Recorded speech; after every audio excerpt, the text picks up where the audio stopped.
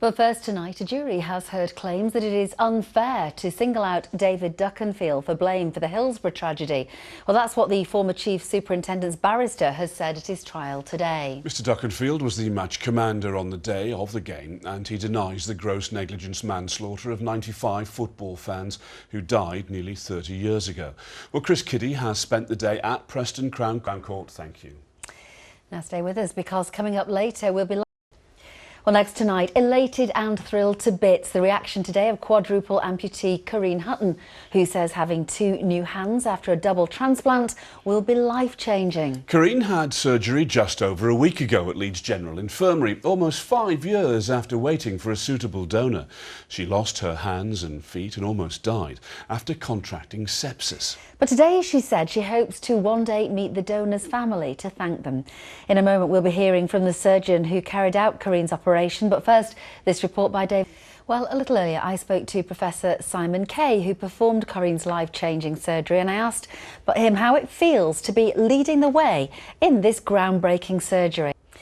Now, you may remember over the last few weeks we've been following the story of a couple from Rotherham who are desperate for their twin boys to be prescribed a cannabis-based drug for their epilepsy. Yes, 12-year-olds Levi and Lucas Atwell-Bryce can have up to 20 seizures a day, and their parents believe the new drug could improve and possibly save their lives. Well, after our report on the issue last week, the couple were contacted by Sheffield Children's Hospital with what they hoped was good news. Adam Fowler has been to meet them.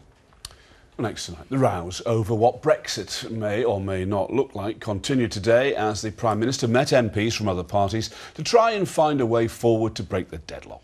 It comes after Theresa May and her government survived a vote of no confidence in the Commons last night. But where does it all leave us? Well, let's get the latest with our... Well, the ITV Evening News will be continuing at 6:30. Here's a look at what's happening with Charlotte. Hopefully you'll have something else with the burger, but never mind. Charlene, thank you. Now, with the weather turning cold, police forces across the region are warning motorists to take extra care on the roads. Yes, tonight there's a yellow warning for ice in force, and we'll have more on that with John Mitchell in a minute. Well, recently our reporter Katie Oscroft caught up with PC Martin Willis, who made the headlines when he saved a lorry driver by, if you remember, clinging on to the upturned lorry by his fingertips. Here's what happened when Katie joined Motorway Martin. Gosh, the amazing work the emergency services have to do there. Now, it's a week since a man working for Leeds United was found lurking outside Derby County's training ground, hoping to gather information ahead of the match between the sides last Friday. Well, the so-called Spygate scandal has dominated the back pages since, and last night took another unexpected twist when the man at the centre of the controversy, Leeds head coach Marcelo Bielsa, called an impromptu press conference where he admitted to having spied on every championship team. Today, managers of some of those clubs have been having their say on the matter, as Chris Dawkes... Still got a bit of a way to go, that one, I think, hasn't it? I think so, anyway. Oh, Mr. Mitt, everybody at home, how big that script is? I don't know why it's printed that big, actually. Finally, tonight, it's 24 years since it was first broadcast on ITV and was an instant hit with viewers. Around 15 million people watched it every week. That's almost unheard of, isn't it, these days? Certainly is. Now, Band of Gold is coming back, this time as a stage production.